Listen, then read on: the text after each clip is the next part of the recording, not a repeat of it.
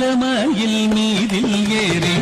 ஆவினங்கூடியில் தோன்றும் நீலமயில் மீதில் ஏறி ஆவினங்கூடியில் தோன்றும் விமலனாம் உழந்தை முருகேசன்